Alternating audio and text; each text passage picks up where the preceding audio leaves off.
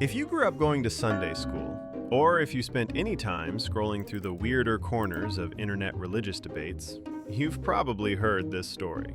You know the one. It usually comes up as a big gotcha against the Bible. The story where a prophet gets mocked for being bald, gets angry, and summons two bears to maul a whole bunch of children. On the surface, yeah, that sounds horrifying. It sounds petty. It sounds cruel. It sounds like the exact opposite of what a holy man should be doing.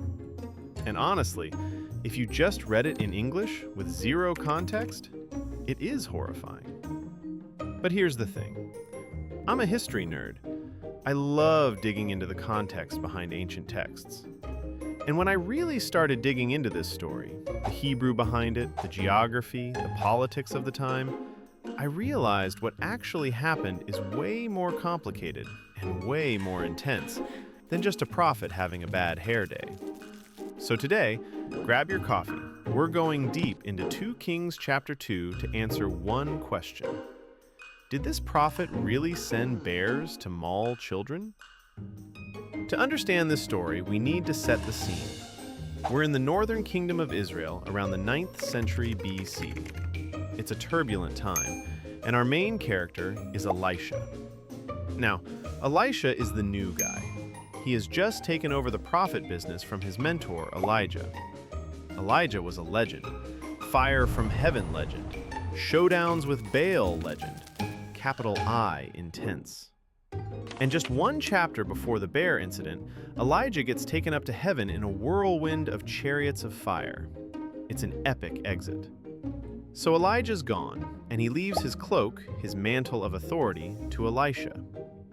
Elisha is now the representative of Yahweh in a land that has mostly turned its back on Yahweh. That's a lot of pressure. He has massive shoes to fill.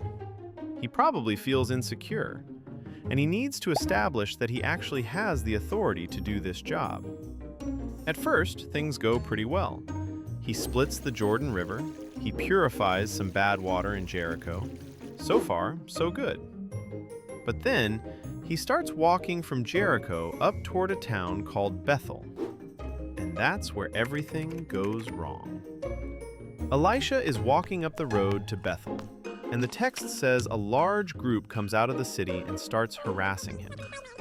Now, if you're reading the Old King James Version, it says, "Little children mocked him." And this is where everything breaks down. Because when we hear little children, we think toddlers, kindergartners, a bunch of 5-year-olds pointing and laughing. If Elisha cursed a group of 5-year-olds, he's a monster. End of story. But that's not what the Hebrew actually says. Katanim. Katan means young or small, but na'ar? That word is flexible. It's used for Joseph at 17, for soldiers in an army, for Absalom right before he launches a rebellion. So we are not talking about toddlers. We're talking teenagers, young men, possibly even men in their early 20s. And this isn't a small group.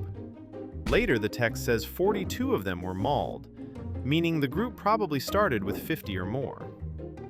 So change the mental image. This isn't a playground.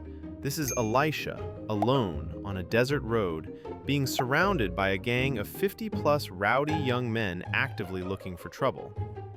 Suddenly, this feels a lot more threatening, doesn't it? So now we have a hostile crowd.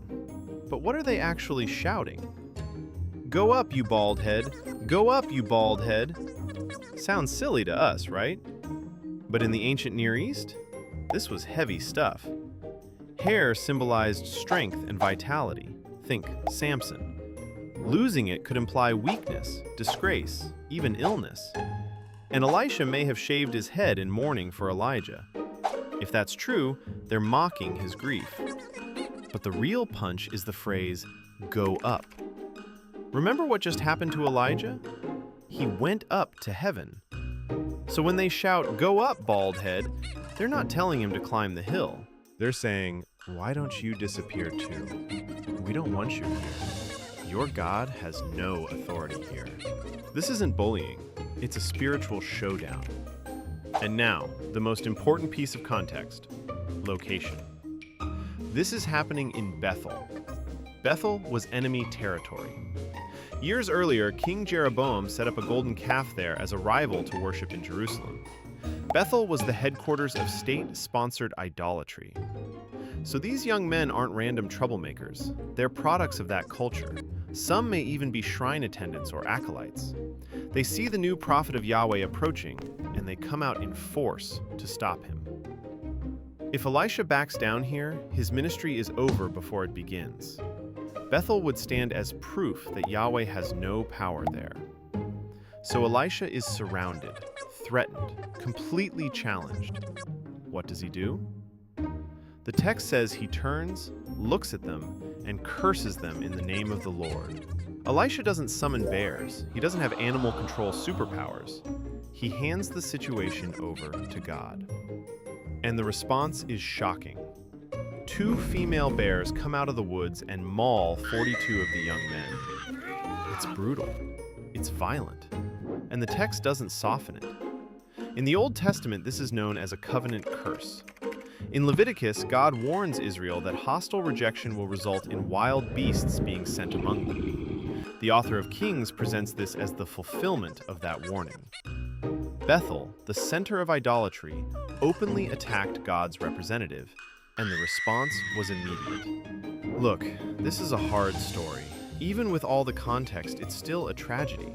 But when we dig deeper, we see it's not about a grumpy prophet who hates kids. It's about authority. It's the moment Elisha steps out of Elijah's shadow and establishes that the God of Israel is not to be trifled with, even in the heart of Bethel. After this, nobody questions Elisha's authority for a very long time. I'd love to hear your thoughts in the comments. Did the Hebrew context change how you see the story? Let's keep the discussion thoughtful and respectful. And if you enjoy diving into the weird, messy context of history and ancient texts, hit subscribe. We've got a lot more strange stories to explore. Thanks for watching.